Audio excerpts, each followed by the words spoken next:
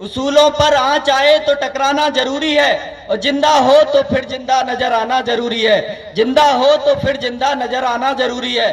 तो दोस्तों, आज हम जो देख रहे हैं, यहाँ जो न्याय अधिकार महाकुंभ हुआ है, जो हमारे मुद्दे हैं, जातिगत जनगणना, सामाजिक न्याय की बात होती है। सामाजिक न्याय की बात सरकारें करती हैं, लेकिन जातिगत जनगणना नहीं कराती।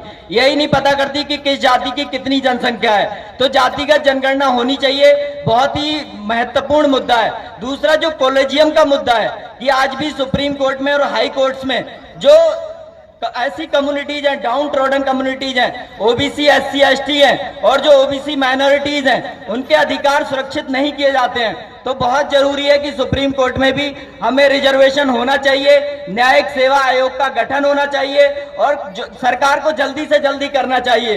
तो इसको लेकर मैं 2-3 सुझाव देना चाहूंगा कि आज हम लोग लड़ तो रहे हैं, लेकिन हमारी लड़ाई जो है आगे नहीं बढ़ पा रही है। तो इसमें 2-3 मेरे सुझाव हैं जो हमें करना चाहिए। तो इसमें सबसे पहले जो सामाजिक चीज है, कि आज हम जो ओबीसी, एससी, एसटी समाज है, बहुत सारे जातियों में बटा हुआ है, बहुत सारे वर्गों में बटा हुआ है।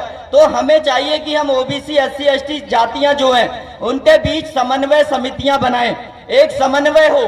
आज जो पिछड़ी जातियां हैं, दलित जातियां हैं, उनमें भेदभाव है, आपस में वो लड़ते हैं। और जो हमारी पिछड़ी जातियां हैं, उसमें भी विभिन्न तरह की जातियां हैं जिनका आपस में कोई समन्वय नहीं है। और जब तक उनका समन्वय नहीं होगा, हम इकट्ठे नहीं हो सकते। तो सामाजिक रूप से हमें अपने मुद्दों को लेके, अपनी समस्याओं को लेके, अपने गांव में या क्षेत्र में जहां हम रह रहे हैं, वहां पर एक समन्वय बनाएं, आपस में मिलजुल कर काम करें। जब एक समन्वय होगा तो हमारी लड़ाई मजबूत होगी, तभी हमारी लड़ाई मजबूत हो सकती है। और यही चीज मैं राजनीतिक रूप से भी कहना चाहूंगा। आज पिछड़े वर्ग की, दलित वर्ग की, बहुजन वर्ग की बहुत सारी राजनीतिक पार्टियां हैं, लेकिन उनमें कोई समन्वय नहीं है। हजारों पार्टियां बन चुकी हैं, लगभग 4000 पार्टियां बन चुकी हैं, और हम बिखरते चले जा रहे हैं। तो जब तक बहुजन समाज की जितनी भी पार्टियां हैं, जो बहुसंख्यक समाज है, एससी, एसटी, ओबीसी, या जो माइनॉरिटी समाज है, उनमें समन्वय नहीं होगा, कोऑर्डिनेशन नहीं होगा, एक एजेंडा नहीं होगा, कॉमन एजेंडा नहीं होगा, तब तक नहीं हो सकता। क्योंकि हमारी जो पार्टियां हैं, वो ना जातिगत जनगणना के मुद्दे कभी कभी उठाती हैं। वो डरती हैं अपर क्लासेस से कि अगर वो उनके मुद्दे उठाएंगी तो वो उन्हें नीचे गिरा देंगे। लेकिन अगर हम इकट्ठे रहेंगे सामाजिक रूप से, तो जो पार्टियां हैं, उन्हें हमारे मुद्दे उठाने पड़ेंगे।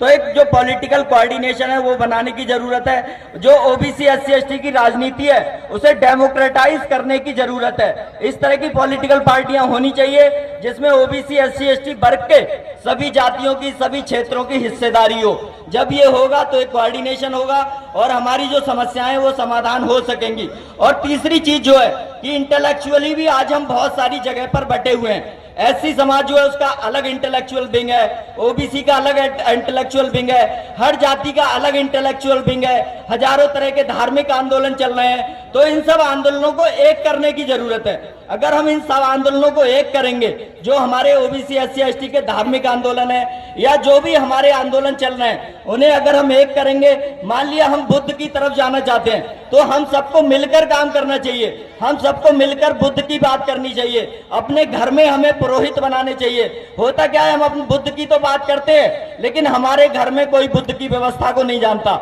हमारे घर में कोई पुरोहित नहीं होता। हम शादी कराते हैं तो वहीं से पुरोहित बुला लेते हैं। तो हमें चाहिए कि हम अपने घर में पुरोहित बनाएं, बौद्ध भिक्षु बनाएं। यहां तक हमें नियम बनाना चाहिए कि हर एक घर में एक बौद्ध भिक्षु बने, चाहे वो टेम्परेरी बने। जब तक ये नहीं होगा, हम सत्ता पर कंट्रोल नहीं ले सकते। कंट्रोल आया भी है ना हमारे पास कई बार, लेकिन वो कंट्रोल चला जाएगा। तो इन तीनों चीजों पर हमें काम करना चाहिए। और बेसिक चीज जो मैं कहना चाह रहा था कि कोऑर्डिनेशन होना चाहिए। जब कोऑर्डिनेशन होगा तो हम जीतेंगे और हमारी जीत होगी। तो इसी के साथ मैं अपनी बात को खत्म करना चाहूंगा और बहुत बहुत धन्यवाद देना चाहूंगा मंच का कि उन्होंने मुझे अपनी बात रखने का अवसर दिया। और हम सब लोग मिलकर लड़ेंगे तो ये लड़ाई जीतेंगे। बहुत बहुत धन्यवाद।